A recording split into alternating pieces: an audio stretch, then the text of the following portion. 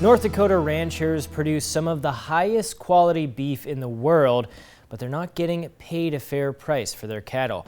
In this week's Ag and Energy Insight, we look at what is being done to strengthen competition and boost processing capacity. After successfully lobbying the state legislature, North Dakota Farmers Union is now pushing Congress and the U.S. Department of Agriculture, USDA, to expand meat processing capacity in the state. There are 4 companies that control more than 80% of cattle slaughter in the U.S., and that has led to market disparities. The pandemic was just one crisis of many in recent years to drive cattle prices down and skyrocket prices for consumers. Citing lessons learned from COVID-19 and recent supply chain disruptions, the USDA announced last week it has plans to invest more than $4 billion to strengthen critical supply chains through the Build Back Better initiative. North Dakota Farmers Union's Matt Perdue says the investment will give small and mid-sized independent companies and producer co-ops the capital necessary to build new processors and expand existing processing facilities. Producers are making less money for what they produce. Consumers are paying more money for what they consume. Somebody in the middle, in the beef industry case, the packers, are capturing massive profits.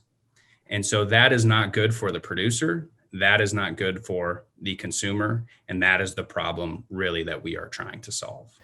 North Dakota Farmers Union is also focusing on shoring up antitrust laws that ensure that mergers and acquisitions don't overly concentrate market power or form monopolies, as well as breaking up firms that have become monopolies.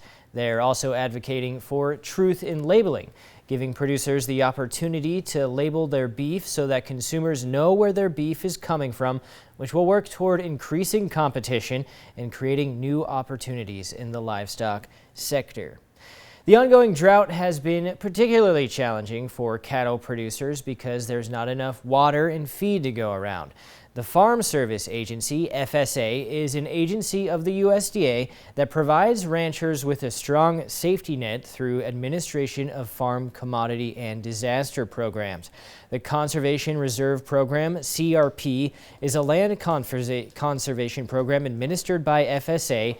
In exchange for a yearly rental payment, ranchers enrolled in the program agree to remove environmentally sensitive land from agricultural production and plant species that will improve environmental health and quality. In return, CRP land can be made available to ranchers enrolled in the program for emergency grazing. This week, North Dakota Ag Commissioner Doug Goring is asking FSA for an earlier opening date for CRP emergency grazing. If we have a spring and a year like this again, at least we can access some of those other forage areas in May or the beginning of June. But June 15th is pushing it out. It creates problems and uncertainty. Goring adds ranchers need to know far in advance whether CRP land will be open for emergency grazing because they need time to get water sources and fencing to that land. And as we know, water well drilling availability is backlogged. Turning the focus to energy now, Basin Electric Power Cooperative is closer to successfully implementing carbon capture and sequestration at their newest power station. Headquartered in Bismarck, Basin serves 9 states, including North Dakota. Launched in 2011, Dry Forks Power Station is their newest station, located in Gillette, Wyoming. Dry Forks only gives off CO2, so it's the ideal candidate for carbon capture. In collaboration with the University of Wyoming, Basin drilled 10,200 feet into the earth.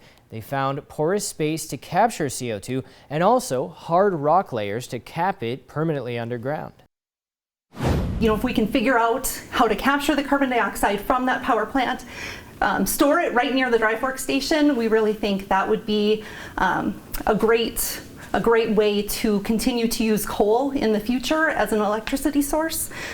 We believe in an all of the above energy strategy, and so that includes coal, wind, solar, natural gas, all of those things to be able to provide reliable energy for our members. Bettenhausen says they plan to have the carbon capture and sequestration project at Dry Fork operating by 2024.